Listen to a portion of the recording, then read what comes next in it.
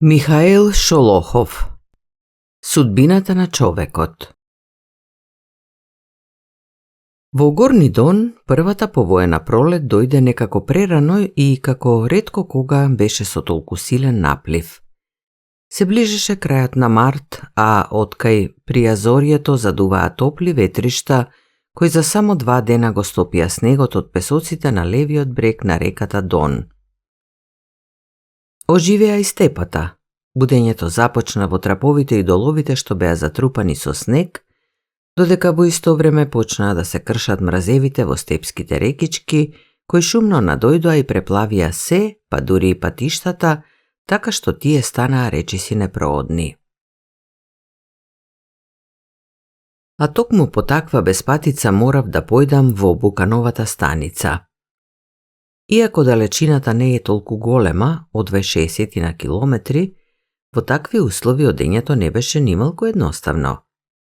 Со еден другар тргнавме пред изгресонце.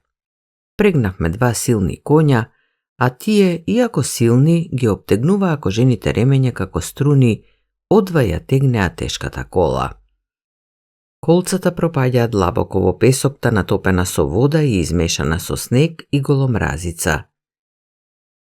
Одвај да помина 1 час од тргнувањето, под мишките на коњите, како и под тенките ремења на амутот, се покажуваа бели дамки пена, а утринскиот свеж воздух остро и опојно замириса на коњска реа и на загреан катран, со кој беа подмачкани колцата на коњската запрега.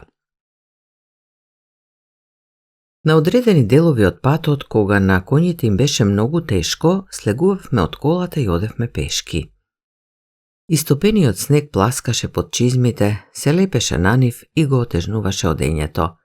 Патиштата се уште беа обрабени од мразот кој блескотеше на сонцето како кристал, а токму на тие делови пробувањето беше уште потешко.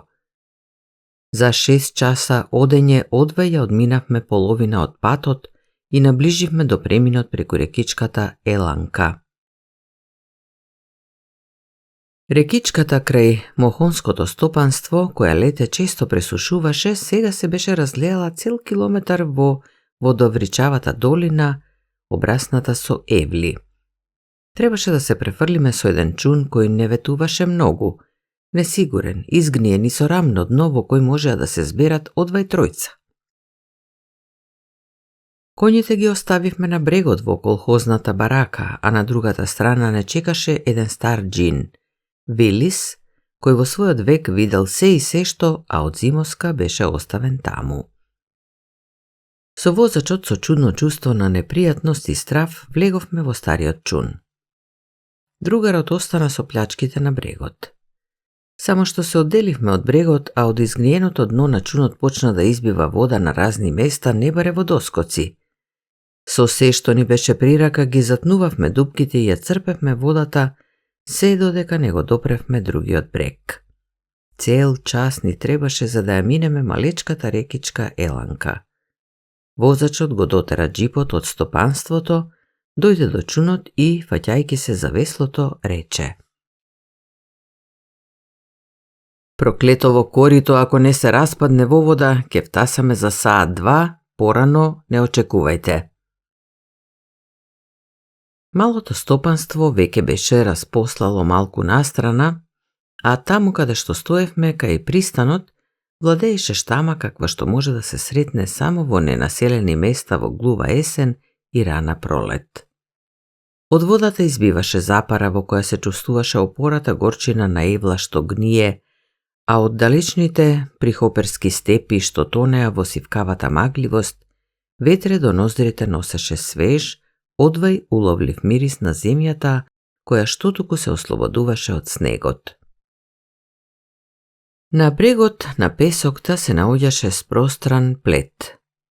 Седнав да починам и да запалам една цигара, со раката побарав во десниот џеб од ватираната блуза и на мое големо разочарување, кутијата Беломор беше целата натопена. Се намокрила додека ја поминувавме реката, еден бран плесна преку чунот и до појас ме исплиска матната вода.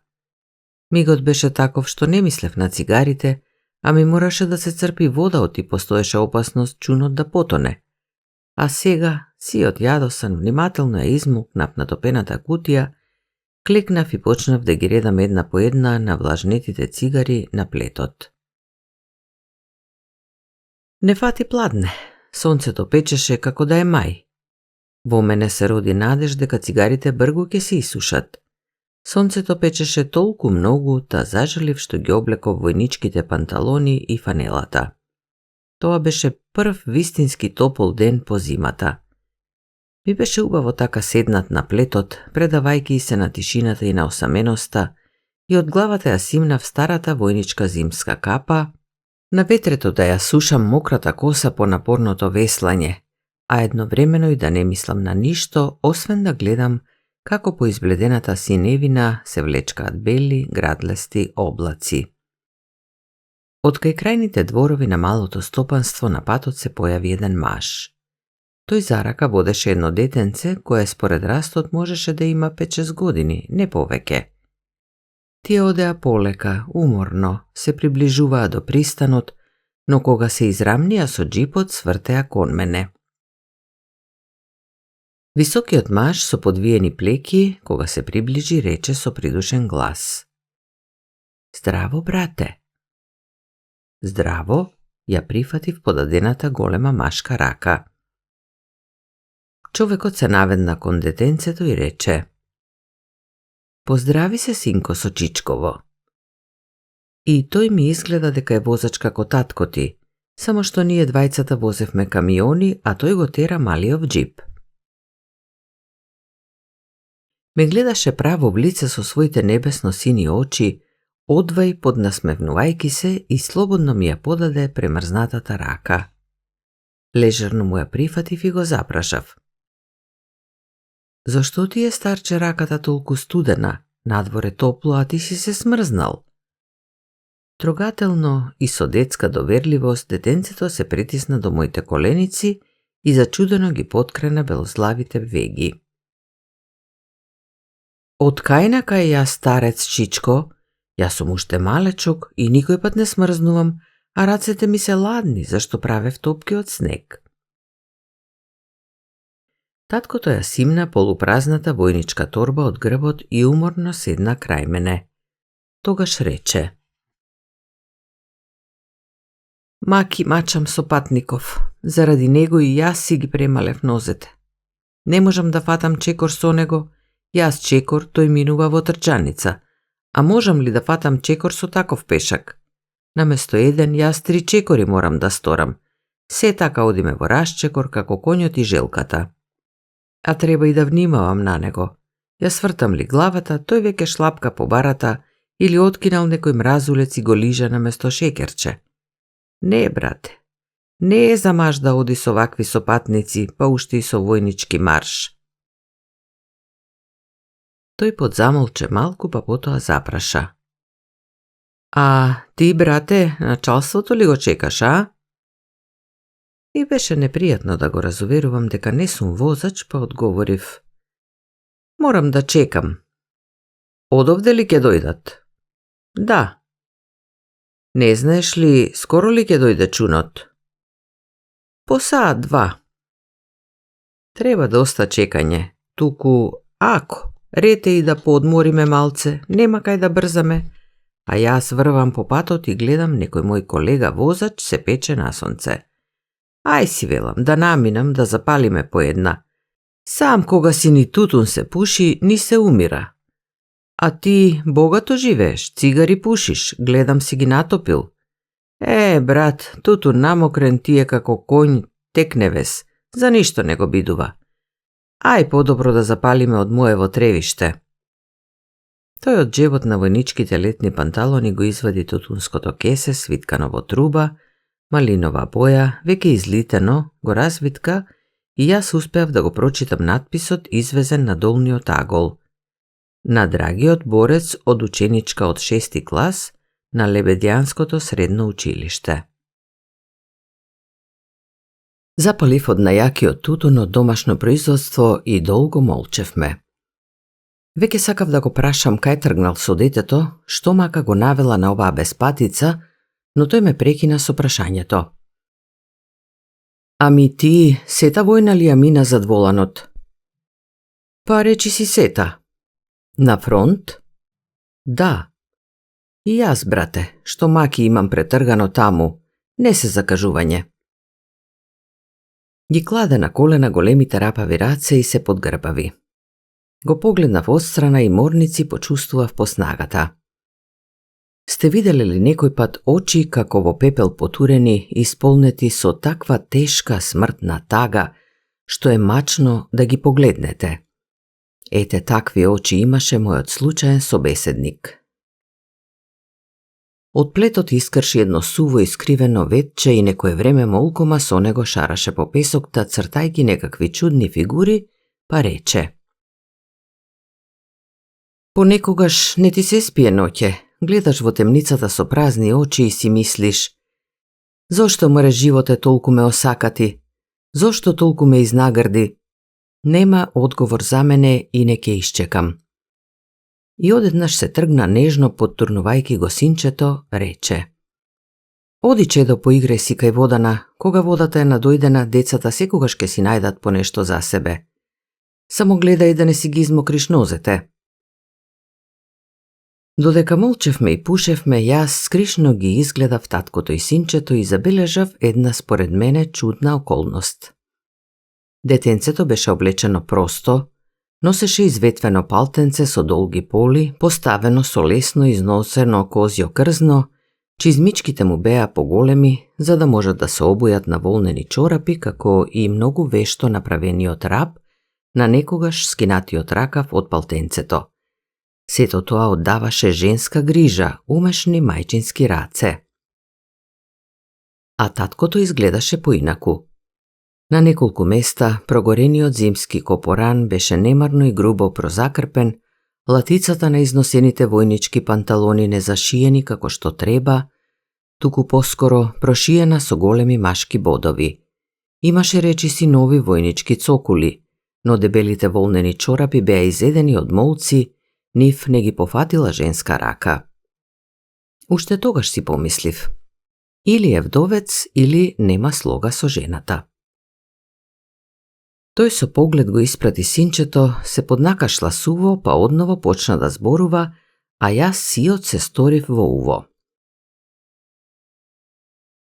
Од првин, животот ми беше обичен. Јас сум од кај Воронешката губернија, 1900-та сум роден. Во граѓанската војна бев во Црвената армија во дивизијата на Киквидзе. Во гладната 22 година појдов во Кубан да им аргатувам на кулаците, затоа и испливав. А татко ми, мајка ми, сестричките изумреа дома од глад. Останав сам. Од рода, земјата да ја испревртиш, нигде никого, ни една душа. По една година се вратив од Кубан, го продадов куќарчето и отидов во Воронеж. Во почетокот работев во дрводелската задруга, а потоа влегов на работа во фабрика, изучив за бравар. Набргу се оженив. Жената се воспитувала во детски дом, сираче. Добра девојка најдов, кротка, весела, внимателна и умна, не бев за неа. Таа, уште од детски години, разбрала што е мака да тргаш. Може тоа и влијаело врз незиниот карактер. Одстрана кога ја гледаш, не беше баш ачик, но јас не ја гледав неа одстрана, туку во очи. И за мене немаше поубава и посакана жена од неа, немаше на светот и нема да има. Си доаѓав од работа уморен, а понекогаш и луд како пипер. Не, ни груб збор таа немаше да ми пререче и да ме навреди. Умилна, тивка, не знае кај да ме седне, ке се потруди и со малку мастрав сладок ручек да ми сготви. Ќе погледнам и ми поминала лутината, а малку потоа ја прегрнувам и велам: Прости, мила Иринка, не те навредив јас тебе. Знаеш, денеска не ми врвеше работата како што треба. И пак меѓу нас владее хармонија и спокој во душата. А ти, брате, знаеш? И што значи тоа за работата? Изутрина станувам бодар, весел, одам во фабрика и секоја работа ми оди од рака, фрчи. Ете што значи тоа да имаш умна жена, друшка. Се случуваше понекогаш само што ќе земам платичка да пивнам со другарите. Понекогаш дури и тоа се случуваше. Си одиш дома и такви осумки испишуваш со нозете, што мора да е страшно кога се гледа од страна. Тесна ти е улицата и толку, а за уличките и да не зборуваме. Бев тогаш здрав маж и непредвидлив ѓавол. Многу можев да испијам, а до дома секој пат ке се довлечкав. Но ке се случеше друг пат, вистина, патот меѓу двете последни станици да го поминам со прва брзина, тоест на 4 нозе, но сепак ке се дотркалам. И тогаш пак ни еден прекор, ни викотница, ни скандал. Само ке се поднасмевне мојата Иринка, па и тоа предпазливо, да не би јас онака пијан да се навредам. Ме собува и ми шепоти. Легни си до зидот, Андрюшка, зашто во сонот ќе паднеш од кревет. Јас се разбира се плеснувам како вреќа овес и се ми пливнало пред очите. Само сеќавам во сонот дека пополека ме гали со раката по глава и слушам како ми шепоти нешто умилно, ме жали, значи. Наутро, пред да одам на работа, ме скорива порано за да се размрдам. Знае дека онака мамурен ништо не ми се каснува, па ќе ми донесе кисело краставиче или уште нешто слично за каснување. Ке ми тури шлифувана чашка водка. Ова е за да се освежиш. Андрюшка, само не ти треба повеќе, мил мој. Та зарем може да ја оправдаш таквата доверба? Ќе ја испијам, ќе ја заблагодарам без зборови, само со очите, ќе ја бакнам и ај на работа, кроце по кроце.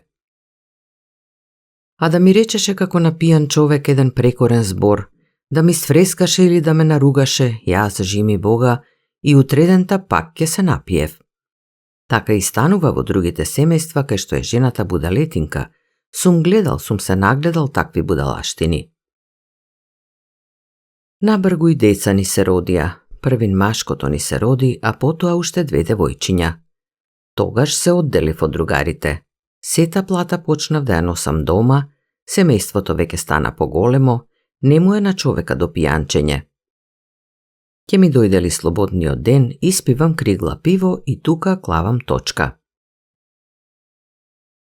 Во 29-тата, се мисли на 1929 година, ме привлекоа автомобилите. Изучив за возач и го фатив воланот на камионот. Потоа се занесов во таа работа и веќе не сакав да се вратам назад во фабриката. Со воланот ми изгледаше повесело. И така проживеав 10 години и не почувствував кога поминаа. Поминаа како на сон. Ами што се 10 години? Прашај кој сакаш постар човек, забележал ли тој како го минал векот? Не забележал. Минатото ти е како онаа степана во далечината, замаглена. Утрово одев по неа, наоколу се беше јасно, а изминав пеш 20 километри и еве веќе паднала магла по степата, па одовде веќе не разликуваш шума од трева, нива од ливада. Тие 10 години работев и дење и ноќе. Печелев убаво, па не живеевме полошо од другите. И челата радост ни носеше. Сите 3 учеа одлично, а најголемото Анатолиј излезе толку способен за математика, пишуваа за него дури и во Централниот весник. Од каде се јави кај него таква голема дарба за таа наука, ни сам, брате, не знам. Само знам дека тоа мене мило ми стануваше и се гордеев со него, за приказ беше колку се гордеев. За 10 години собравме троа пари и пред војната си изградивме куќичка, 2 одајчиња, едно килерче и ходник. Ирина беше купила 2 кози. Што сакаш повеќе? Децата јадат попара со млеко, покрив надглава си имавме, облечени сме, обуени, според тоа се е во ред. Само куќичката не ја направив на место. Ми дадоа место околу 600 квадратни метри близу до фабриката за авиони. Да ми беше приземницата на друго место и животот може поинаку ке се наредеше. И така дојде војната. Утредента добив позив од воениот комесаријат, а третиот ден ми велат повелете во единицата. Ме испратија моите најблиски, Ирина, Анатолий и керките, Настенка и Олјушка. Децата добро се држеа, додуша на керките им светкаа солзи во очите. Анатолий само ги збираше рамениците, не барем у студи, тогаш 17-тата беше ја почнал. А Иринка моја, за сите 17 години заеднички живот таква никогаш не ја видов. Од незините солзи кошулата на рамото не ми се исуши цела ноќ, а утрото истата приказна. Дојдовме на станица, ама јас од жал не можам да ја гледам. Устата ѝ набабрила од солзи, косата ѝ излезе од под шамијата, а очите матни и вцрвенети како кај човек во бунило.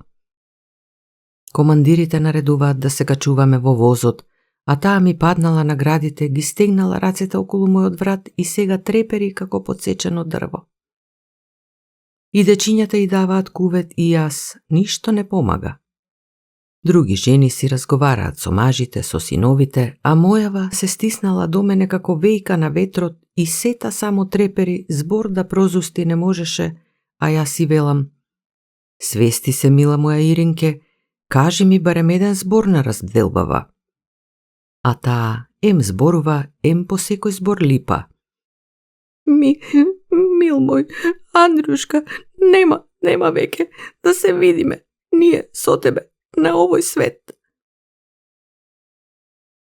Од жал за неа мене срцето ми се кине, а таа уште со трогателни зборови. Требало да свати дека и мене не ми е лесно што се разделувам од нив, оти не одам кај тештата на питулици. За миг ме фатија мајките. Сосила и ги одлепив рацете и полека ја тргнав од мене. Ја турнав божем по полека, а сила имав зверска. Таа се подистави, се тргна 3 чекори, рацете ги подава, а јас си викам: ами така ли се разделуваат саканите? Зошто пред време жив ме закопуваш? Па пак ја прегрнав, забележувам дека не е при себе. На половина збор одсечно го прекина кажувањето и во настанатата тишина чув како нешто му клокоти и му кркори во грлото. Неговата возбуда премина и на мене. Откако го погледнав раскажувачот, ниедна солза не видов на неговите замислени и потулени очи. Тој седеше, главата жално ја навалил, само големите и безволно отпуштени раце ситно трепереа, трепереше и брадата, трепереше и скаменетата му уста. Немој, пријателе, не споменувај си, тивко проговорив, но тој очигледно не ги чу моите зборови и откако со огромен напор и волја ја надвладеа возбудата, одеднаш рече со засипнат, чудно изменет глас: дури сум жив до последниот мој час до умирачката, нема да си простам што грубо постапив со неа. Тој пак долго молчеше. Се обидуваше да завитка цигара, но хартијата од весникот се кинеше, тутунот му паѓаше на коленици. Најпосле ја завитка некако, повлече неколку пати жедно и подкашлувајќи продолжи: се оттргнав од Ирина и го зедов лицето в раце, ја бакнувам, а неа устата мраз. Се простив со дечињата, трчам кон својот вагон, возот веќе беше тргнат кога скокнав на скалилото. Возот киниса лека полека, поминува крај моите. Гледам, моите кутри дечиња се стиснале во купче, ми мавтаат со рацете, сакаат да се насмевнат, ама смеја не излегува. А Ирина ги притиснала рацете на гради, устата ѝ е бела како креда, шепоти нешто, ме гледа, не трепнува, а самата сета се стуткала, напред не баре сака да тргне спроти силниот ветар. Така ми се врежа во умот за цел живот, рацете притиснати на гради, устата бела, очите широко отворени, полни со солзи. Дури и насон се така ја гледам. Зошто тогаш ја поттурнав? И сега кога ги си спомнам, срцево со тап нож како да ми го сечат. Автомобилската чета ја формираа кај Бела црква во Украина. Ми дадоа ЗИС-5, со него и тргнав на фронтот. Туку, за војната тебе нема што да ти расправам, сам виде како беше на почетокот. Од моите често добивав писма, а јас праќав ретко по некоја картичка. По некој пат ке напишев дека е се во ред, дека помалку војуваме, макар што сега отстапуваме, но наскоро ке збереме сили и тогаш пуздер ке ги сториме фрицовите. А и што друго можев да пишувам? Тешки времиња беа тоа. Не му беше на човека до пишување. А и право да кажам, и јас сам не сакам жалната да ја фатам и не можев да трпам таму некакви плачковци што секој ден и кога треба и кога не треба им пишуваат на жените и на љубовниците, ли ги размачкуваа по хартијата. Тешко ми е, многу тешко, можеби ќе загинам. И тој, жена во панталони, се жали, бара сочувство, се лигави, а не ќе да свати дека на кутрите женички не им е полесно во заднината. Сета држава врз нив се потпрела. А какви плеки требаше да имаат нашите жени и нашите дечиња за под таква тежина да не се наведнат? И ете, не се наведнаа, издржаа. А еден таков безочник, лигава душица, пишува многу жално писмо и на жена грамотна нозете да й се пресечат. Не изе кутрата по тоа писмо и раце и се фаќаат и работата не е веќе работа. Не, и затоа си маж, затоа си војник. Маката ако те налегнала, се да истрпиш, се да пребродиш. А ако во тебе има повеќе женска маја отколку машка, облечи набран фустан за да си го покриеш колку што можеш поубаво задникот, барем одзади да прилегаш на жена и оди да плевиш градина или да молзеш крави, а на фронтот таков не си потребен. Таму и без тебе има многу трулеш. Не војував ни година време, а 2 пати бев ранет, на обата пати лесно, еднаш во раката, друг пат во ногата. Првиот пат со куршум од авион, вториот со шрапнел од граната. Решето го правеше германецот мојот камион и озгора и странично, но мене, брате, во почетокот среќата ме служеше. Бати среќата. Така ме дослужи, па ним право враце. Паднав во заробеништво над Лозовенке во мај 42-та при ваков незгоден случај. Германецот тогаш силно настапуваше и една наша 122 метри хаубичка батерија останала речиси без гранати. Го натоварија мојот камион догоре со гранати и јас товарев, работев толку многу, блузата ми се лепеше за лопатките. Требаше брзо да тргнеме зашто битката приближуваше кон нас. Одлево баботат нечии тенкови, одесно покотница, пред нас покотница и фати да станува многу лошо. Командирот на нашата автомобилска чета прашува: "Ке се провреш ли, Соколов?" Уште прашува. Таму другарите мои може би гинат, а јас тука ке се чешам ли? Каков разговор, му одговарам. Јас можам да се проврам и толку. Тогаш вели: "Внимавај, притисни колку што можеш." И нагазив на педалата, во животот така не сум јурел како тогаш. Знаев дека не возам компири, дека со таков товар треба човек да биде внимателен, но каква ти предпазливост кога таму момците војуваат со голи раце, кога сиот пат е обсипан со артилериски оган. Минав 5-6 километри, уште малку и да свртам кон селскиот пат за да се зацкријам до долот, кај што стоеше батеријата, кога гледам, мајко моја, нашата пешадија и оддесно и одлево од патот сипе оган по отвореното поле, а веќе мини експлодираат во незините редови. Што да правам? Нема билки назад да се вратам. Давам полн газ. И до батеријата остана 1 километар. Така скршнав по селскиот пат, ами да се доближам до своите, брате, немав среќа. Со граната германецот ме кутнал крај камионот. Не чув ни трескот, ништо, само во главата нешто како да ми прсна и ништо веќе не паметам. Како сум останал тогаш жив, не сваќам. Колку време сум лежел на околу 8 метри од ендекот, не знам. Се освестив, ама да станам не можам. Главата ми се мати, сиот се тресам како во треска, пред очи ми се темни, во левото рамо нешто ми скрцка и тропка, а во снагата таква болештина како 2 дена соред да ме тепале со се што ќе им падне враце. Долго ползев мешечки поземи, но некако встанав. Меѓутоа, пак нешто не сваќам кај сум и што се случило со мене. Памтењето сосема ме изневери. И одново да легнам, се плашам. Се плашам, ако легнам, нема веќе да станам, ќе умрам. Стојам и се лулам де ваму де таму како јасика на силен ветар. Кога си дојдов при себе, се свестив кај сум и погледнав убаво. Срцето некој како со клешти да ми го стегнал. Околу наоколу паѓаат гранати, тие што ги возев, а малку подалеку мојот камион, сиот смачкан, лежи со тркалата пругоре, а борбата се води веќе тука зад мене. Како тоа? Нема зошто да кријам, тогаш нозете ми се пресекоа, паднав како покосен зашто сватив дека сум опколен, поточно речено дека сум заробен од фашистите. Ете што се случува тоа во војната. О, брате, не е лесно да сватиш дека си заробен не по своја вина.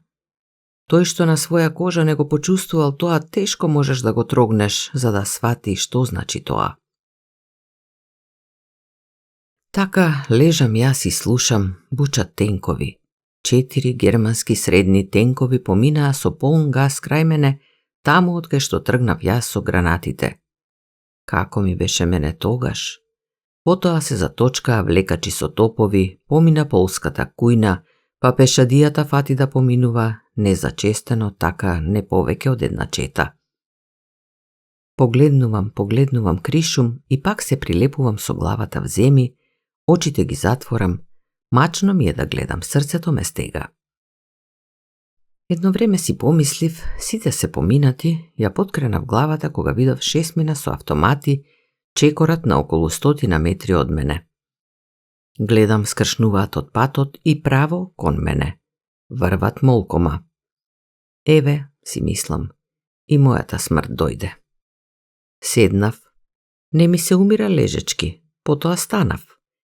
Едниот од нив на неколку чекори од мене мрдна со рамото, го симна шмајзерот. И колку е чудно создаден човекот, никаква паника, никаков страв немаше во тој момент кај мене. Само го гледам и си мислам, сега ќе ми пушти краток рафал, туку кај ли ќе пука, в глава или в гради.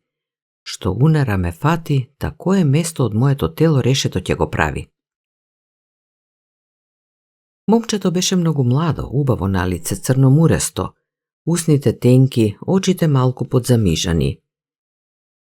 Овој ќе ме отепа и нема око да му трепне, си помислувам. Точно беше. Го впери шмајзерот, јас го гледам право во очи, молчам, а другиот каплар, што ли беше постар од него, човек во години, нешто викна, го турна настрана, ми пристапи, ломоти нешто на швапски и десната рака ми ја свива во лактот, го испофаќа мускулот. Го исфаќа и вели «О-о-о» и покажа на патот кон зајди сонцето.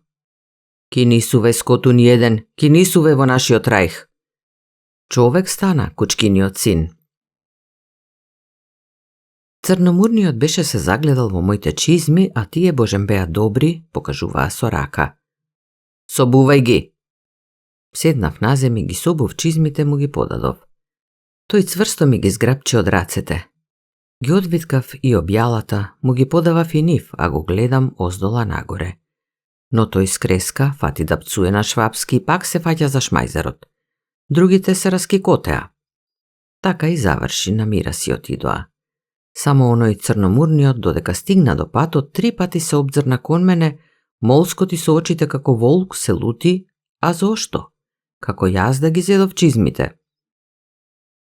Што можев друго да сторам, брате, немаше каде. Излегов на патот, опцув и тргнав на запад во заробеништво. А тогаш бев токму за пешачење, за 1 саат 1 километар, не повеќе. Ти сакаш напред да зачекориш, а тоа се клатиш и за ваму-таму се те теравиш по патот како пијан. Одев така малку време и тогаш ме втаса колона наши заробеници од истата дивизија во која бев и јас. Ги тераат 10 германски војници со автомати. Овој што одеше пред колоната се израмни во одењето со мене и, не велејки ми лош збор, ме перна по глава колку што можеше со рачката од шмајзерот. Паднев ли, ке ме прилепеше со 1 рафал за земја, но нашите бргу ме потфатија, ме втераа во средината и можеби половина сат ме водеа подмишки. А кога ми се разбистри главата, еден од нив ми шепна: "Никако да не си паднал. Чекори, собери сили, инаку ќе те отепаат." И јас со последните сили тргнав. Што туку зајде сонцето, германците ја засилија придружбата, со камион довлечкаа уште 20 на војници со автомати и не потераа со засилен марш. Тешко ранетите не можеа да одат како другите и нив ги стрелаа на патот. Двајца се обидоа да бегаат, а изумиле дека на месечина на чисто поле убаво се гледа, па се разбира и нив ги отепаа. На полноќ стасавме во некое полузапалено село. Не втераа во црквата со урнато кубе, тука да преноќиме. На камениот пот ни ракатка слама, а сите ние без шинели, само по блузи и панталони. Тука ништо немаше да постелиш. Некои немаа на себе дури ни блузи, туку само памучни кошули. Повеќемина беа водници. Рубашките и блузите ги слекоа за да не се разликуваат од обичните војници. И артилерците беа без блузи. Како што работеле околу орудијата, онака расоблечени, така и ги заробиле. Ноќта истури силен дожд, та станавме жива вода. Не било доста кубето што го однесла тешка граната или авионска бомба, ами и покривот беше сиот разнебитен од парчиња на гранати, суво место дури ни во олтарот не можеше да се најде. Така санак дремевме во црквата како овци во пусто трло. Сред ноќ туку слушам, некој ме фаќа за рака, прашува: "Другар, да не си ранет?" Му одговарам: "Зошто прашуваш, брате?" Тој ми вели: "Јас сум воен лекар, можам да ти помогнам." Му се пожалив дека ми крцка левото рамо и ми потекува и дека ужасно ме боли. Тој рече онака строго: "Слечи ја блузата и долната кошула." Го слеков сето тоа од себе, а тој почна со своите тенки прсти да ми ги пофаќа раката и рамото, ама така што звезди ми излегоа пред очи. Скрцкав со заби и му велам: "Ти ке си без друго ветеринар, а не доктор за луѓе. Зошто го стискаш толку болното место, зар си без душа?" А тој се си пофаќа и одговори: "Пое да молчиш, види го ти него уште муабети ке тера. Држ се, сега уште повеќе ке те боли." Па кога ми ја истегна раката, црвени искри ми излетаа од очите. Откако се свестив, му реков: "Што правиш, бре, проклет фашисту? Мене раката ми е сета парам парчиња, а ти ја тегнеш ли ја тегнеш?" Слушам се засмеал тивко и вели: "Мислев ке ме треснеш со десната, ама ти си изгледа мирен човек, а раката не ти беше скршена, туку шината, па ете ти ја наместив. Како ти е сега, полесно ли ти е?" И навистина почувствував како болештината ми поминува. Му заблагодарив од срце, а тој тргна понатаму по темницата, молкум прашува: "Има ли ранети?" Ете што значи вистински доктор. Тој и во заробеништво и по темница го вршеше своето благородно дело. Беше тоа тешка и неспокојна ноќ. Понадвор не пуштаа, на тоа предупреди командирот на придружбата, уште кога не втеруваа двајца по двајца во црквата. И како за пакост, еден наш војник, богомолец, беше го спотерал за понадвор. Се здржувал, а потоа заплака: "Не можам, вели, да го осквернавам светиот храм. Јас верувам во Бога, јас сум рисјанин, што да правам, браќа?" А нашите луѓе знаеш што народ се.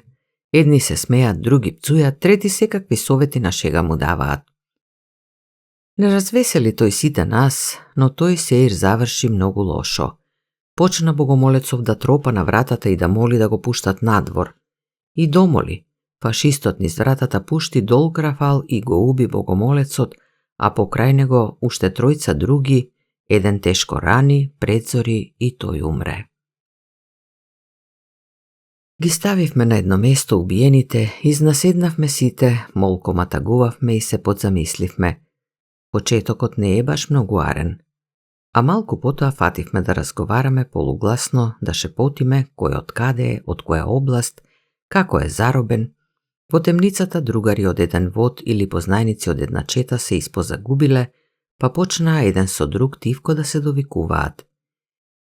И слушам крај мене онака тивок разговор. Еден вели: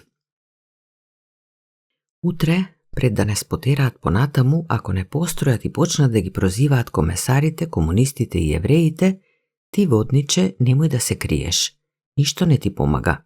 Мислиш ако си ја слекол блузата ќе поминеш како прост војник? Никако. Јас не мислам да одговарам за тебе. Јас знам дека си ти комунист и дека агитираше кај мене да влезам во партијата, па сега одговарај за своите дела. Го вели ова еден близу до мене седнат крај мене одлево, а од другата страна од него нечи млад глас одговара: јас секој пат велев Крижњов дека си лош човек, особено кога откажа да влезеш во партијата, повикувајќи се на својата неписменост.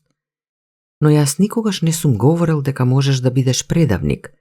Ами ти седмолетка имаш завршено? Долго молчеа.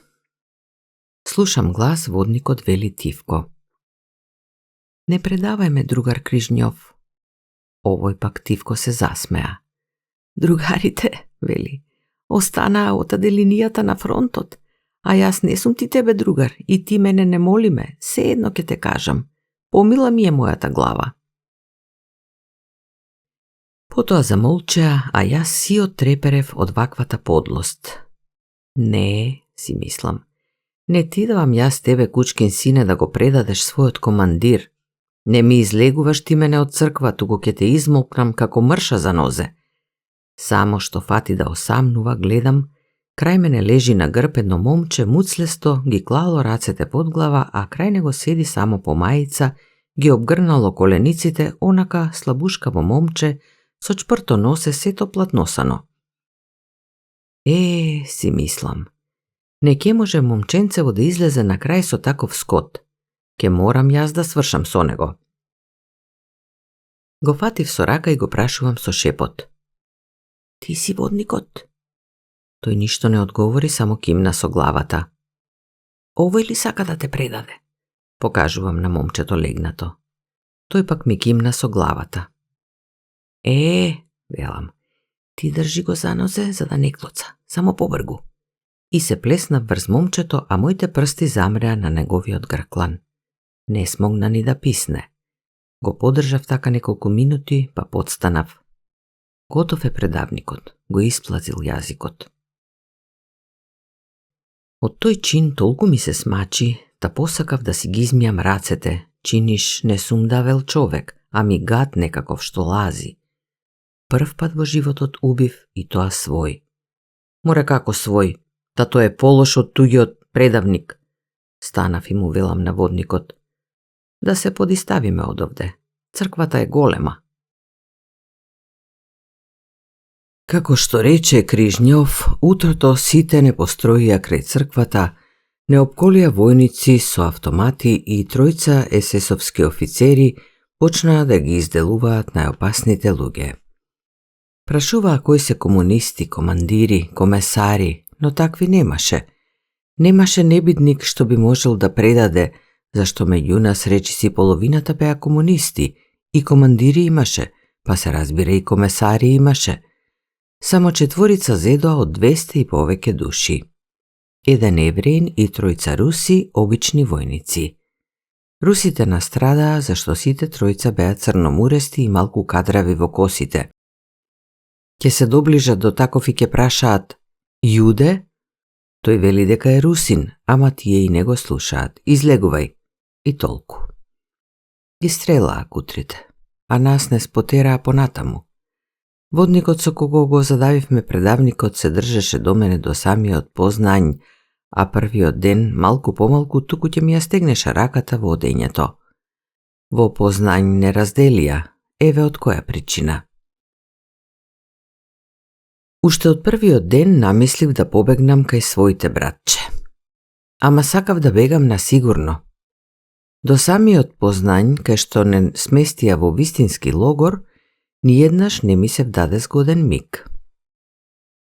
А во Познањскиот логор, како да ми се даде прилика, Кон крајот на мај не пратија во една шумичка близу до логорот да копаме гробови за нашите изумрени заробеници. Многумина наши умираа тогаш од дизентерија. Ја копам јас познајската глина, погледнувам околу себе и одеднаш забележав дека двајца од нашите стражари приседнале да каснат, а третиот задремал на сонцето. Ја фрлив лопатата и пополека зад грмушките, а потоа со трчаница право кон изгреј сонцето. Дури се свестиле моите чувари, многу време изминало. Но од каде во мене премногу изгладнет се најде сила за еден ден и една ноќ да поминам речиси 40 километри, ни сам не знам. Само ништо не излезе од моето мечтаење четвртиот ден утрото, кога веќе бев далеко од проклетиот логор, ме фатија. Полициски кучиња ми оделе по трагата и ме најдоа во неожнеаниот овес. Во мугрите се исплашив да одам низ широкото поле, а до шумата имаше најмалку 3 километри, па легна во овесот да го минам денот. Истрив некое зрно меѓу дланките, почвакав малку и кладов во джебовите за резерва, кога слушам лаат кучиња и мотоцикл брчи. Сиот се стопив, зашто кучињата се слушаа се поблизу. Легнав на грб и се покрив со рацете, барем по лицето да не ме искасаат. Дојдоа тие и за миг ги распарталија од мене сите алишта. Останав како од мајка роден. Ме тркалаа по овесот како што сакаа и на крајот едно куче ми застана на градите со предните шепи и ми се вдаде во гркланот. Германците пристигнаа со 2 мотоцикла. Веднаш се нафрлија на мене. Што сторија мавање до ненасита, а потоа и кучињата ги насыскаа на мене, та од мене фрчеа парчиња кожа со месо. Гол, сиот во крвој, ме донесоа во логорот. Скоро цел месец лежев во карцер поради бегството, сепак жив. Жив останав. Многу тешко е да си споменам, ма уште потешко да раскажувам што преживеав во заробеништво. Кога ќе си споменам за нечовечките маки што ги претргав во Германија, кога ќе си спомнам за сите пријатели, другари што изгинаа отепани со мачење во логорите, срцето веќе не ми тупка во градите, туку в грло и тешко ми е веќе да дишам. Многу маки доживеав за тие 2 години заробеништво. Скоро половина Германија ја поминав за тоа време. И во Саксонија сум бил, во фабрика за силикати работев, и во Рурската област во рудно окно јаглен копав, и во Баварија грбот го веднев на земјани работи, и во Тиринтија бев некое време, и ѓавол ке знае кај не поминав по германската земја. Природата е таму, брате, секој пат различна, но нашите луѓе ги убиваат и ги тепаат сегде еднакво. А тепаа од Бога проклетите гадови и паразити, така како што кај нас ни стоката не ја тепаат.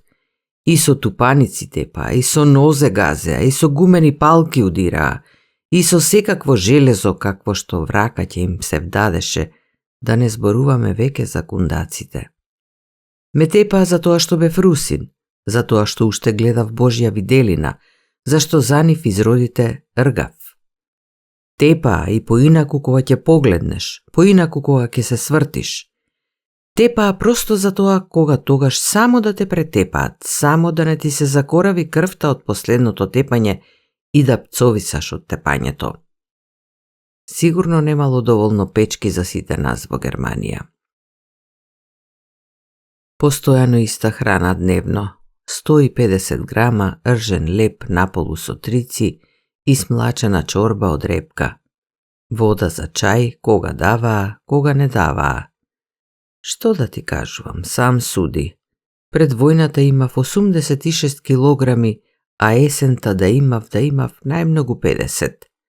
Само коски и кожа, па и коските свој немаш сила да ги носиш.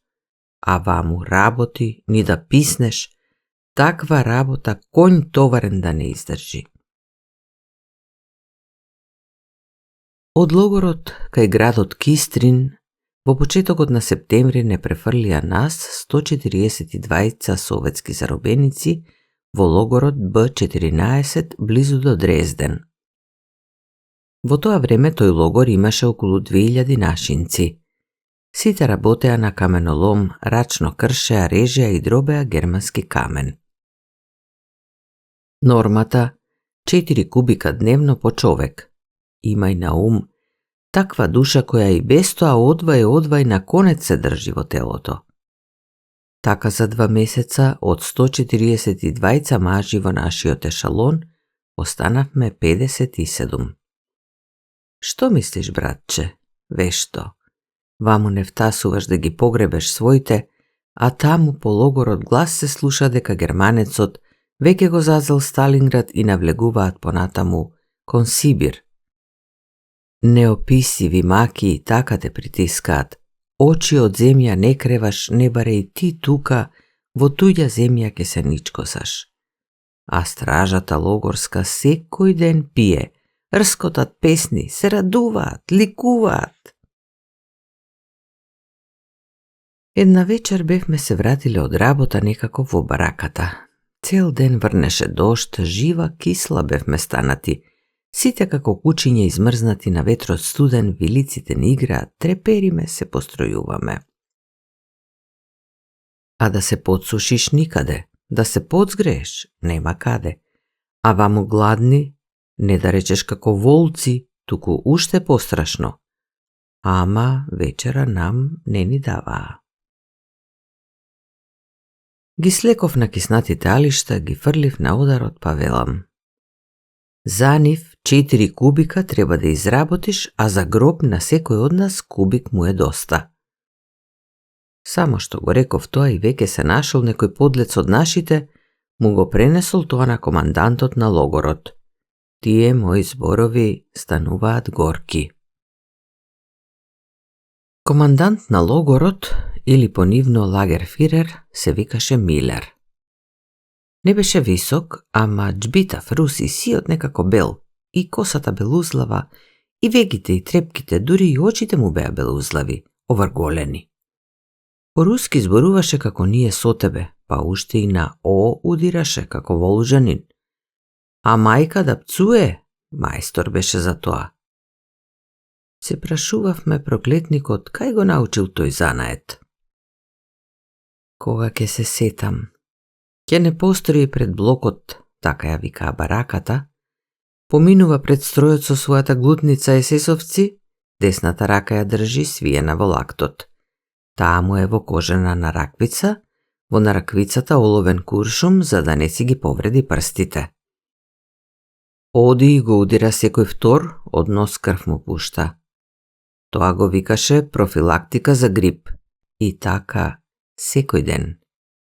Се на се 4 блока имаше во логорот и тој денеска на првиот блок му дава профилактика, утре на вториот и така со ред. И на празник работеше, вреден беше гадот. И ете, тој командант утредента по она што го реков за кубиците, ме вика мене. Вечерта дојде во бараката преведувачот и со него 2 стражари. Кој е Андреј Соколов? Јас се одзвав. Ајде по нас, те бара лично хер лагерфирер. Се знае зошто те бара. Ке дувнеш во цевката. Се простив со другарите, сите тие знаеа дека одам во смрт. Воздивнав и тргнав. Врвам по логорскиот двор, ги подгледнувам звездите, се проштевам и со нив, се мислам. Ете, и тебе ти дојде судниот ден, Андреј Соколов, а по логорски број 331.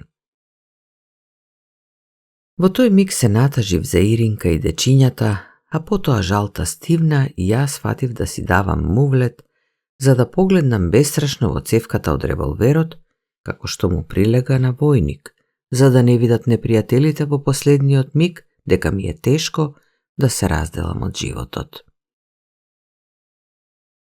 Во бараката имаше цвеќиња на прозорците. Беше чисто, чисто како кај нас во убавите клубови. На масата се збрала целата логорска управа. 5 мина седеа, ракија или, како тие што ја викаат, шнапс, тргаа, сланина си каснуваа.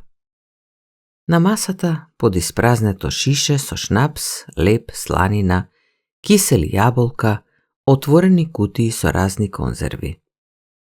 За миг прелетав со очите преку сета таа крканица и нема да ми веруваш, толку ми се смачи та за малку ќе повратев. Јас, гладен како волк, одвикнат од човечка храна, а гледаш раскош пред тебе. Мачнината ја пребродив некако, ама очите со многу маки ги оттргнав од масата. Пред мене седеше полупијаниот Милер, си играше со револверот, го префрлаше од рака в рака, ме гледаше и не трепнуваше како змија. Јас се разбира рацете ги држев во став мирно, треснав со искривените топуци, па онака гласно рапортирав. Воениот заробеник Андреј Соколов е пред вас, хер командант, по ваша заповед. А тој ме прашува. Така значи, Русине Иване. Многу било да изработиш 4 кубици. Така е, велам, хер командант, многу е. А тебе за гроб 1 кубик доста ти е. Така е, хер командант, сосема доста, дури и малку ќе преостане. Тој стана и ми вели. Јас ке ти сторам голема чест. За тие зборови сега лично ке те стрелам. Овде е незгодно, ајде надвор, таму ке платиш. Ваша волја, му велам. Тој постоја, се подума, па го фрли револверот на маса и тури полна чаша шнапс, зеде парче леп, кладе на него малку сланина и сето тоа ми го подаде и ми рече. Напи се пред смртта, Русине Иване, за победата на германското оружје. Само што ги зедов од неговите раце чашата и јадењето, кога ги слушнав тие зборови, не баре оган ме опали. Си мислам, си умам, зар јас, руски војник, да пијам за победата на германското оружје? Ами, хер командант, да не би да сакаш и нешто друго, јас секако ќе умрам. Оди по ѓаволите со се твојата пијанка. Ја ставив чашата на маса, го оставив јадењето и му реков. Благодарам за честењето, ама јас не пијам. Тој се поднасмевна. Не сакаш да пиеш за нашата победа? Во тој случај напи се за својата погибија. А што полошо од тоа може да ме снајде? За својата погибија и куртул со маките ке се напијам, му велам. Ја зедов чашата и на 2 голтки ја истурив во себе, а мезето не го гибнав, внимателно си ја избришав устата и му реков. Благодарам за честењето. Јас сум готов, хер командант. Ајде да ја платам сметката. Тој ме гледа внимателно и ми вели. Касни барем малку пред смртта? Јас му одговарам. По првата чаша јас не каснувам. Тура тој втора, ми подава. Ја испив и втората и пак не го пробав јадењето. Храбар сакам да бидам, си мислам. Барем ке се изнапијам пред да се разделам со животот. Високо ги крена командантот своите бели веги и прашува. Ами, што не каснуваш, Русине Иване? Не плаши се? А јас нему своето. Извинете, хер командант, јас ни по втората чаша не сум свикнал да каснувам. Тој ги наду образите, скркоте, а потоа со кикот и смеа промрморе нешто на врапито по швапски, им ги преведува чинам моите зборови на своите пријатели, и тие се изнасмеаа. Ги свртеа столовите, ги приближија кон мене муцките и забележувам, поинаку веќе ме погледнуваат некако поблаго. Трета чаша ми тура командантот, а рацете му се тресеа од смеа.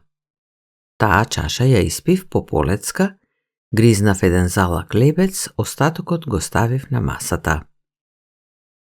Сакав да им покажам на проклетите дека и да умрам од глад, нема да подклекнам пред нивната милостина, дека имам свое руско достоинство и гордост и дека не направија скот од мене, колку и да ме мачеа. Одеднаш командантот, како да стана сериозен, си ги поднамести наградите двата железни крста, стана од масата голорак и ми вели: Соколов, ти си вистински руски војник, ти си храбар војник. И јас сум војник и ги почитувам достојните противници. Јас нема да те убијам. А освен тоа, денеска нашите храбри војски излегоа на Волга и на големо го зазедоа Сталинград. Тоа е за нас голема радост и затоа јас великодушно ти го подарувам животот. Оди во својот блок, а ова ти е награда за твоето достоинство. И ми подаде од масата едно кравајче и парче сланина. Го зграбчи хлебот со сета силина, сланината ја држе во левата рака и толку многу се збркав од неочекуваниот пресврт, да ни благодарам не му реков. Направив налево круг, отидов кон излезот и си мислам: ќе ми ја зашива тој мене меѓу лопатките и на момците нема да им го однесам јадењето. И овој пат смртта мина крај мене, само с дивот студени го сетив. Со сигурен чекор излегов од командантската барака и во дворот сиот се склештив. Се бапнав во бараката и замелушен паднав на цементниот под. Ме разбудија нашите уште во темницата. Раскажувај! Јас си припомнив што беше во командантската и им раскажав. Како ќе го делиме јадењево? Прашува мојот сосед, а гласот му трепери. На сите подеднакво, му велам. Причекавме да осамне, лебот и сланината ги сечевме по конец. Секој доби по троа лепче колку кибрите на кутија, секоја ронка се броеше, а сланина сам сваќаш колку уста да намачкаш.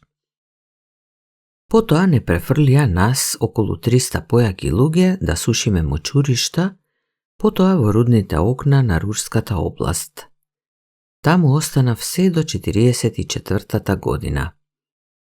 Во тоа време нашите веќе и го свиткаа вратот на Германија и фашистите веќе фатија да не ги сакаат заробениците. Еден ден не построија целата дневна смена и еден што туку дојден оберлајтант прашува преку преведувачот: кој служел војска или пред војната работел како возач, чекор напред. Истапивме 7 поранешни возачи. Ни дадоа ветви блузи и не упатија под вооружена придружба во градот Потсдам.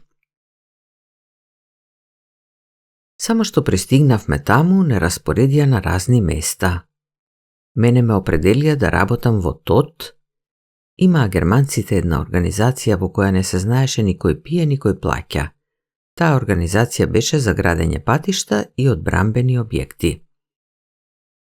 Јас возев еден германец инженер по чин мајор. Мајката, кај се најде таа дебелина во тој фашист? Кус, тркалезен, колку широк, толку висок, а одзади перница како кај дебела жена. Одспреди над јаката од мундирот му висат 3 подбрадока, а одзади на вратот 3 подебели дипли. На него, според мене, имаше најмалку 3 пуда сало. Оди брефта како локомотива, а ке седнели да гнете, само држи се. По цел ден джвака нешто и пимнува коњак од матарката. Понекогаш и за мене нешто имаше. Ке запре на пат, ке насаче колбаси сирење, си каснува и си подпивнува која ке кефледисан и мене ке ми фрли некој залак како на куче. Враце никогаш не ми даваше. Сметаше дека е тоа долно за него. Но колку и да беше лошо, ова не може да се споредува со логорот. Полека, ама фатив да закрепнувам. 2 недели го возев мајорот од Потсдам во Берлин и обратно, а потоа го испратија во зоната близу до фронтот да гради одбрамбени бедеми против нашите. И тука сосема се одлучив од спиење. По цели ноќи сум мислел како да избегам кај своите. Дојдовме во градот Полоцк. Во мугрите чув за прв пат по 2 години како трешти нашата артилерија и, знаеш братче, како ми зачука срцето. Никога одев на свадба со Ирина, така не ми играше. Борбите се водеа по наисток од Полоцк на околу 18 на километри од нас. Германците во градот се одзвериле, нервозни се, а шишкото мој зачестено почна да се опива. Дење го возам надвор од градот и тој таму дава упатства како да се градат бедемите, а ноќе пие сам. Целиот веќе се поду му висеа гушки ко торбиња. Си мислам, нема веќе чекање. Дојде судниот час. И не само бегање, туку и шишкото ќе го земам со себе, ќе им се најде на нашите. Најдов во урнатините еден тек од 2 кила, го завиткав во крпи за бришење на колата, ако морам да умрам, да не остане крв. Потоа зедов парче телефонска жица, се што ми требаше вредно си приготвив и го кладов под предното седиште. 2 дена пред да се збогувам со германците, се вратив вечерум од кај бензинската пумпа, гледам оди пијан како дрво, еден германски подофицер се држи со раце за зидот. Ја запрев колата, го одвлечка во урнатините и го истресов од мундирот, капата му ја зедов. Се пикнав под седиштето и да ме нема. На 29 јуни сабајлето ми нареди мојот мајор да го возам надвор од градот кон Тросница. Таму тој го раководеше градењето на бедемите. Тргнавме. Мајорот спокојно си дремеше на задното седиште, а мене срцето само што не ми испука од градите. Возев брзо, но надвор од градот ја подсмалив брзината, потоа ја запрев колата, излегов, се обзрнав, далеку зад нас лазеа 2 камиони. Го извадив тегот, широм ја отворив вратата. Шишкото се навалил на наслонот од седиштето, си подркнува, не баре легнат до бедрата на својата жена. Тука го треснав со тегот во левата слепоочница. Тој ја ничко са главата. За посигурно го чукнав уште еднаш, но да го дотепам не сакав. Сакав жив да го предадам. Тој имаше многу нешто да им исприкаже на нашите. Му го извадив од футролата парабелумот, го пикнав джеп. Лостот за монтирање на гумите го турнав зад наслонот од задното седиште, телефонската жица ја префрлив на мајорот на врат и го врзав со двоен јазол за лостот. Тоа го сторив за да не се навали настрана и да не падне при брзо возење. Набргу го наврев германскиот мундир, ја ставив капата на глава и ја потерав колата право кон местото кај што татнеше, бој каде што се биеше. Низ германската предна линија пројурив меѓу 2 бункера. Војниците со автоматско оружје испорипаа од одбранбеното засолниште, а јас ја поднамалив брзината за да видат дека мајор поминува. Но тие кренаа врева, мафтаат со рацете, таму не смеело да се оди, а јас, божем не разбирам, дадов повеќе газ и тргнав на сите 80. Тие дури се свестија и почнаа да пукаат од митралези по колата, јас веќе на ничија земја прескокнував меѓу дупките од гранати, бога ми, не полошо од зајак. Одзади удираа германците, а и нашите поулавеле. Од автоматите тракаат по мене. На 4 места го пробија непробојното стакло. Ладилникот ми го издупчија со куршуми. Во близина на една шумичка на дезерото нашите трчаат кон колата, а јас скокнав во шумичката, ја отворив вратата, паднав на земја, ја целивам и не можам да се успокојам. Едно младо момче со еполети на блузата, какви што очите мои уште не виделе, ми притрчува и ми вели: "Аха, ѓаволски фриц, си заакал, а?" Го слеков од себе германскиот мундир, капата ја фрлив под нозе и му велам: "Мил мој брборко, чедо драго, Како Фриц кога сум ти роден воронежец? Во заробеништво бев, разбираш ли? А сега одврзете го крмакот што е во колата, земете му ја чантата и водете ме кај вашиот командир. Револверот им го предадов и тргнав од рака на рака, а вечерта се најдов кај командантот на дивизијата.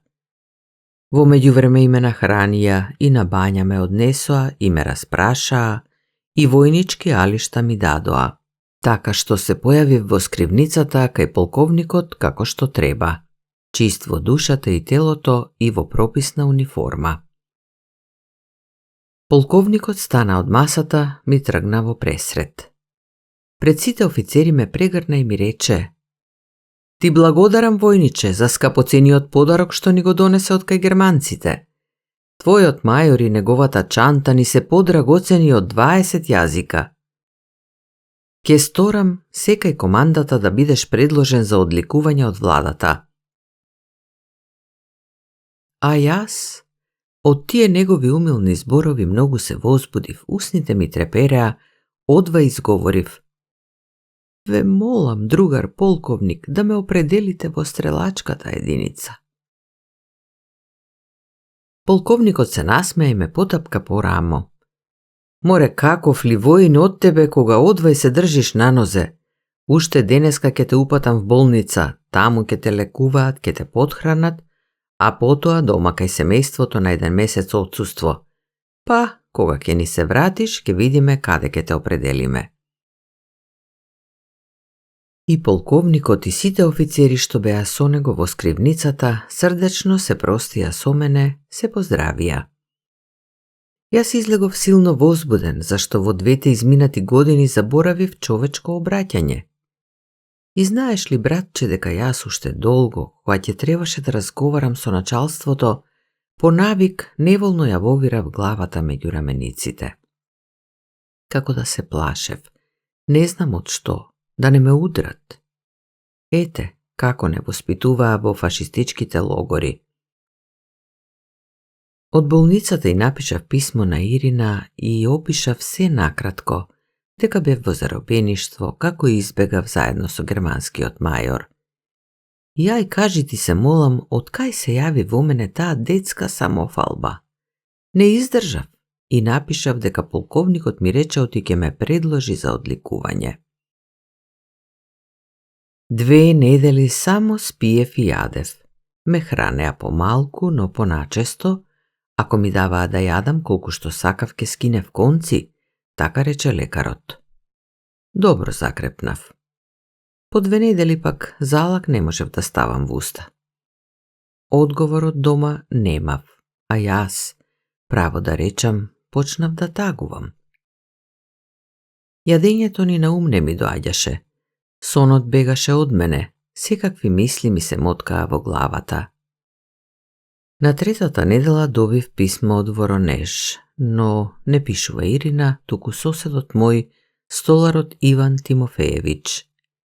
Никому да не даде Господ да добива такви писма. Јавува дека уште во јуни 42-та германците ја бомбардирале фабриката за авиони и тогаш една тешка бомба паднала право врз моето куќарче. Ирина и ќерките биле дома. Пишува дека од нив не нашле ни поштув, а на местото од куќарчето останала длабока јама. Не го дочитав писмото докрај. Ми се стемни пред очи, срцето ми се стегна и никако да се соземам. Прилегнав на постела, малку полежав, потоа го дочитав. Пишува соседот Анатолий при бомбардирањето бил во градот. Вечерта дошол во населбата, ја погледнал јамата и ноќта пак заминал во градот. Пред да замине му рекол на соседот дека ќе моли да го пратат како доброволец на фронтот. Тоа е се. Кога ми се поотпушти срцето и во ушите ми засвире крвта, јас си спомнав колку тешко се разделуваше со мене мојата Ирина. Уште тогаш и предскажало нејзиното женско срце дека веќе нема да се видиме на овој свет. А јас тогаш неа ја поттурнав Имав свое семејство, свој дом, сето тоа се куќаше со години и се урна за еден миг, останав сам. Си мислам, да не ми се сони мене оној испреметкан живот. Ами јас во заробеништво речиси секоја ноќ во себе се разбира, и со Ирина и со дечињата си разговарав, гајрет им давав јас. Велам, ке се вратам, мили мои, не тагувајте за мене. Јас сум силен, ке издржам и пак ке бидеме сите заедно. Значи, 2 години јас со мртви сум разговарал. Раскажувачот за миг молкна, а потоа рече, веќе со подруг испрекинат тивок глас. Ајде, брате, да запалиме. Задувов, може ви ке ме задуши. Запаливме. Во поплавената шума звонливо клукаше клукајдрвец. Топлиот ветар се уште мрзливо ги нишаше сувите реси на еблата, се уште како на распнати бели платна пловеа облаци во вишната синевина, но веќе поинаков ми се покажа во тие моменти на тажното молчење, безмерниот свет што се готви за великиот чин на пролетта, за вечното утврдување на живот во животот. Не можев да молчам, па запрашав. А понатаму? Понатаму? Некако без желба продолжи раскажувачот. Понатаму добив од полковникот 1 месец отсуство и по 1 недела веќе бев во Воронеж. Пешки доклинкав до местото кај што живеев со семејството. Длабока дупка, полна со матна вода, наоколу џбуња до појас. Пустелија. Штама како на гробишта. Ох, колку ми беше тешко тогаш, пријателе. Постојав, си поплакав и пак се вратив на станица. Ни еден миг не можев да останам таму, уште истиот ден заминав назад во дивизијата. Поскоро 3 месеци и мене како да ме огреа сонце. Се јави Анатолиј. Ми прати писмо на фронтот, како што изгледа од друг фронт. Адресата ми ја научил од соседот Иван Тимофеевич. Тој бил пратен првен во артилериско училиште, таму убаво му послужил талентот за математика. По 1 година со одличен успех го довршил училиштето, заминал на фронт и еве пишува дека добил чин капетан, командува со батерија и добил 6 ордени и медали. Ти велам, многу го заминал татка си. И пак се гордеев со него. Речи што сакаш, мојот роден син, капетан и командир на батерија. Не е тоа шега, па уште со толку ордени и друг воен материјал. Таткото го одживеал своето, а пред него, пред капетанот, допрва е животот. Почнаа ноќе да ме обземаат страсни мечтаења. Кога ќе сврши војната, кога ќе си го оженам синот и сам ќе живеам кај младите, ќе работам дрводелец и ќе имам внучиња. Ти велам, се такви старски работи. Но и тука работата излезе сосем подруга. Зимата настапувавме без предишка и немавме време кога да си пишуваме толку често еден на друг, а кон крајот на војната веќе пред Берлин утрото му пратив на Анатолиј писменце и утредента веќе добив одговор. Тогаш дури разбрав дека јас и син ми сме дошле до германската столнина по различни патишта, но дека се наоѓаме близу еден до друг. Чекам, не можам да дочекам кога ќе се видиме, просто не верувам. И се видовме. Токму на 9 мај, утрото на денот на победата, германскиот снајпер го убил мојот Анатолиј. По пладнето ме викна командирот на четата. Гледам, седи кај него еден артилериски подполковник кого не го познавав. Влегов во собата и тој стана како да сум му предпоставен. Командирот на мојата чета вели: Кај тебе е дојден Соколов? А самиот се сврте кон прозорецот. Ме пронижа небаре електрична струја, зашто сетив дека ќе е нешто лошо. Подполковникот ми пристапи и тихо ми рече: "Биди јунак, татко. Син ти, капетан Соколов, го убија денеска кај батеријата. Ајде со мене."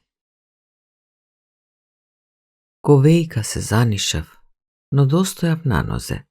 Сега, како насон си споменувам како заедно со подполковникот се возев во голем автомобил, како се пробивавме по улиците затрупани со урнатини, како во магла го помнам војничкиот строј и ковчег покриен со црвено кадифе. А Анатолий го гледам, еве како тебе, брате. Придов кон ковчегот. Син ми лежи во него, а како да не е син ми.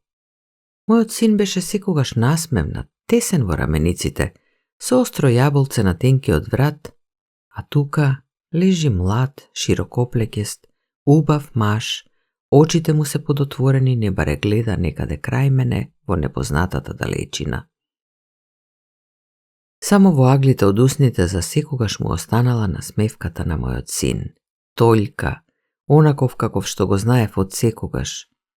Го бакнав и се потргнав настрана. Подполковникот држеше говор. Другарите на мојот Анатолий ги бришеа солзите, а моите неисплакани солзи се исушиле уште на срце. Може би, затоа и толку ме боли тоа. Во туѓа земја е погребав последната своја радост и надеж. Почесен Плотун за син ми го испрати својот командир на далечниот пат, а во мене како да се скина нешто. Пристигнав јас во својата единица сиот и зулавен. Наскоро ме демобилизираа. Кај сега да одам? Зар во Воронеж? Никако. Си спомнав дека во Урјупинск живее еден мој пријател, уште зимоска демобилизиран, оти беше ранет. Често ме канеше да му појдам. Си спомнав и отпатував во Урјупинск. Мојот пријател и жена му немаа деца, живееја во своја куќичка на крајот од градот. Тој, иако беше инвалид, работеше како возач во автомобилската чета, па и јас таму се наместив. Се сместив кај пријателот, тие ме прифатија. Разни стоки префрлавме во реоните, а есента започнавме да превозуваме пченица. Во тоа време и се запознав со моето ново синче, со она што си игра во песокна. Кога се враќав од прошетка во градот, најпрвен одев во кооперацијата да каснам нешто и се разбира да испијам 100 грама пијалок. Таа лоша работа, така да кажам, некако во навика ми преиде пустата. Кога еден ден гледам пред кооперацијата детенце. Утредента пак го гледам. Цел мал парталко. Лиценцето му е сето измачкано со сок од лубеница, врз тоа прав, извалкано, разбушавано, а очињата му светеа како звездички ноќе по дожд. И толку ми се смили, та почна да ми е тешко без него. Брзав од работа за да го видам. Се врткаше околу кооперацијата и каснуваше ако некој нешто му даде. Четвртиот ден, натоварен со пченица, свртев кон кооперацијата. Моево детенце си седи на прагот, ги ниша ножињата и се гледа дека е гладно. Ја пробнав главата низ прозорчето и му реков: "Еј, Вањушка, качи се бргу во колава, ќе те повозам до силосот, а оттаму ќе се вратиме ваму да ручаме." Се одзва на мојот повик, скокна од прагот, се искачи одвај на скалилото, па ми вели тивко вака: "Ама вие, чичко, откај знаете дека ме викаат Вања?" Очињата широко ги отвори и чекаше што ќе му одговорам. А јас му велам дека сум шетан човек, па се знам. Помина од десната страна, јас го отворив вратничето, го седнав до мене и тргнавме. Пргаво некое детенце, а сега одеднаш се смирило, се замислило, па малку ќе ме погледне подоко и ќе воздивне. Малечко пиле, а веќе воздивнува. Тоа ли е за него? Прашувам. "Кај ти е татко ти, Вања?" Шепоти. Загина на фронтот. Ами мајка ти? Мама ја уби бомба во возот кога патувавме. А каде патувавте? Не знам, не паметам. И ти тука немаш ништо од рода? Никого. Ами, кај ноќеваш? Кај што ќе стигнам. Прокапа тогаш во мене горчлива солза и јас веднаш си реков. Не е добро одвоени да пропаѓаме. Ќе го посинам.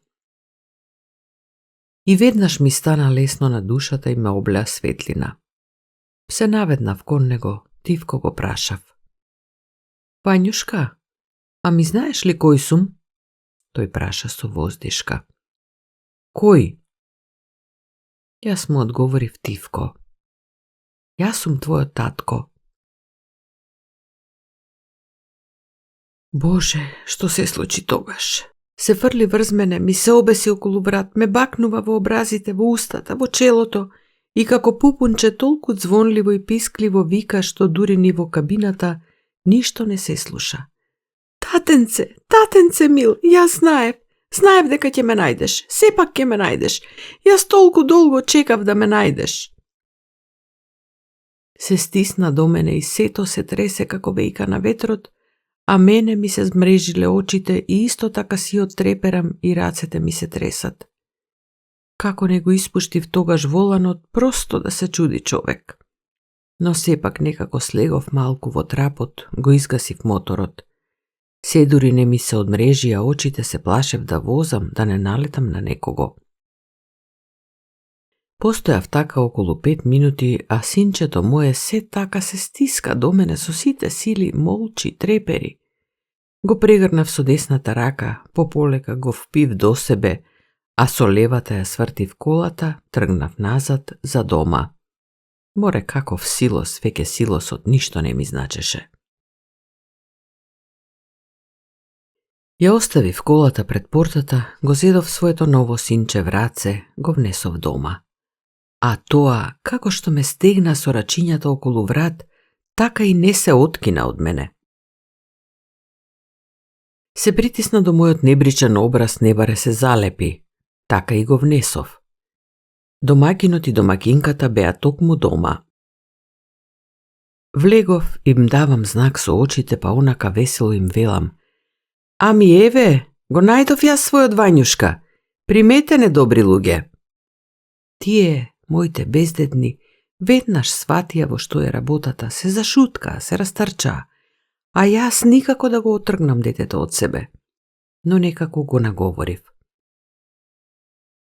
Му ги измив рацете со сапун, го седнав на маса. Домакинката му тури супа во чинијата, па кога виде, јаде како ламја, солзи ја облеа. Стои кај печката и плаче над скутникот. Вањушка мој виде дека таа плаче, се стрча кон неа, ја тегне за скутот и ја прашува. Тето, зошто плачеш? Тате ме најде мене кај кооперацијата. Сите сега треба да се радуваме, а вие плачете. А таа, Бог да й даде здравје, липаше од плачење, просто ке се задушеше од солзи. Попладнето го одведов во берберница, го подстригов, а дома го избањав во корито и го завиткав во чист чаршав. Ме прегрна и така на раце ми заспа. Тивко го легнав на кревет, отидов кај силосот, го истоварив житото, го однесов камионот во гаражата и трчаница во дуќаните. Му купив сукнени панталонки, кошулче, сандали и качкет од лико. Се разбира, сето тоа ниту одговараше на големината, ниту чинеше по квалитет. За панталоните домакинката дури и ме искара. Ти, вели, не си токму со умот, а ми се облекувало ли дете во сукнени панталони во ваква горештина? И вмиг седна на шивачката машина, пребара по ковчегот и потоа мојот Вањушка веќе имаше готови сатенски панталони и бело кошулче со куси ракави. Легнав да спијам заедно со него и првпат по толку долго време заспав мирно. Ноќта, меѓутоа, станував можеби 4 пати. Ке се разбудам, а тој се привил под пазувата како врапче под стреја, тивко пувка, а мене една радост на душата со зборови не се искажува. Страв ми е да се поместам за да не го разбудам, ама пак не сум спокоен. Стаднувам пополека, запалувам кибритче и му се приближувам. Се разбудив во мугрите, не сваќам што ме задушува, а тоа, синчето мое излегло од чаршафот и легнало напреку на мене, се раширило и со ноженцето ми го пригмечило грлото. Нема мир спиењето со него, а ете, свикнав. Тешко ми е без него. Ноќе на спиење ќе го погалиш или кадравата косичка ќе му ја подушиш и од тоа срцето ќе ти се поотпушти, ќе ти омекне, зашто тоа веќе беше скаменето од јадови. Се возеше со мене во колата на почетокот, потоа видов дека тоа не е добро. Мене самотникот што ми треба, малку лепче, кромитче и солца, и војникот цел ден е сит. А со него е друго. Ту млекце треба да му најдеш, ту јајце да му свариш, без топло да касне не можеш да го оставиш. Ама работата не чека. Стегнав срце, го оставив да го чува домакинката, а тој довечер солзи ти ронел, а вечерта ја спраштил на силосот да ме бара мене. Таму до никоја доба ме чекал. На почетокот видов многу мака. Еднаш си легнавме на пладнина, дента беше капнат и тој, инаку везден чрчори како врапче, сега нешто се затаил. Го прашувам: си се замислил нешто, синко? А тој мене ме прашува гледајќи во таванот. Тате, кај ти е тебе коженото палто? Во животот никој пат кожено палто не сум имал. Морав да најдам изговор. Во Воронеж остана, му велам. Ама ти зошто толку долго ме бараше? Му одговарам. Јас тебе, синко, и во Германија те барав, и во Полска, и сета Белорусија ја изудив и ја пропатував, а ти во Урјупинск си бил. Ами Урјупинск, тоа е близу до Германија, а до Полска далеко е од нашата куќа. И така си прикажуваме, дури не заспиеме. А мислиш ли, братче, дека тој само онака прашал за кожното палто? Не, сето тоа не е туку така. Неговиот вистински татко значи носел некој пат такво палто, па ете му останало тоа во сеќавање. Зашто детскиот ум ти е како летна молња. Ке молсне, за миг се ке осветли и ке згасне. Така и умот му работи како молскавица. Може и ке поживеевме ние со него една година во Урјупинск, но во ноември ми се случи една незгода. Возев по лабавица и во едно мало стопанство ми застана колата, а тука да ти се погоди една крава и јас да ти ја кутнам неа. И се разбира, жените крена една викотница, народ се стрча и автоинспекторот за час дојде. Ми ја зеде возачката дозвола при сите мои молби да се смилува. Кравата си стана, го крена опашот и зеде да скока по уличките, а јас си останав без дозвола. Зимата работев како дрводелец, а потоа фатив да се допишувам со еден пријател, исто колега, тој е во вашата област, во кашарскиот реон работи како возач, и тој ме повика кај него. Пишува: ќе поработиш, вели, половина година како дрводелец, а потоа во нашата област ќе ти издадат дозвола. Па еве, со синот се упативме пешки во Кашари. Но право да ти кажам, и да не ми се случеше онаа незгода со кравата, јас пак ќе излезев од Урјупинск. Тагата не ми дава долго да заседам на едно место. Вањушка мој, кога ќе ми подпорасне и ќе заоди на училиште, тогаш може и јас ќе се смирам, ќе заседам на едно место. А сега чекориме со него по руската земја. Пешачењето тешко е за него, си реков. Ама тој речи си и не оди на своите нозе, повеќе јава на мене. Ке го качам нарамо и го носам, а кога ќе посака да ги промавта нозете, слегува и трча крај патот, подскокнува како јаренце. Сето тоа, брате, се турка. Ке си поживееме некако со него, ама срцево нешто ми попуштило, машинеријата ќе треба да се менува.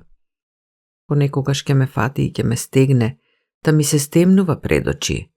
Се плашам некогаш на спиење да не приумрам, ќе го исплашам детето. Ами уште една мака. Речи си секоја ноќ насон ги гледам своите покојници. И се почесто така како јас да сум од оваа страна на бодликавава жица, а тие на слобода од другата страна. Разговарам за се и се што и со Ирина и со дечињата, но штом ќе ја потргнам жицата, тие си одат, ги снемува. И чудно нешто, дење секогаш се држам добро, од мене ни ов ни издишка да истиснеш, а ноќе, кога ќе се разбудам, целата перница е мокра од солзи. Во шумата се зачу гласот на мојот другар и плескањето на веслото по водата. Тугинецот, но сега за мене веќе близок човек, стана и ми ја подаде големата како шлапатарка цврста рака. Ај, збогум, брате, и нека ти е среќно. И ти среќно да стигнеш до Кашари. Благодарам. Еј, синко, ајде качувај се во чунот. Детенцето се стрча кон татка си, застана десно до него и фатено за појасот од татка си, тргна крај човекот што правеше големи чекори. Две испустени силуети, две песочинки залутани во туѓи краишта, однесени од воениот виор со невидена сила. Што ли ги чека во иднина?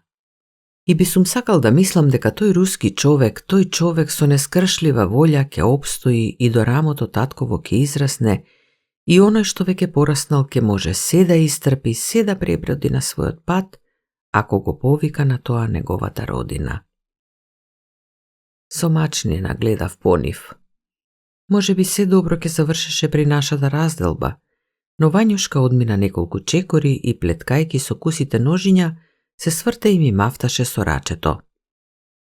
И одеднаш не баре некоја шепа мека, но со канџи ми го стегна срцето и јас бргу ја свртев главата.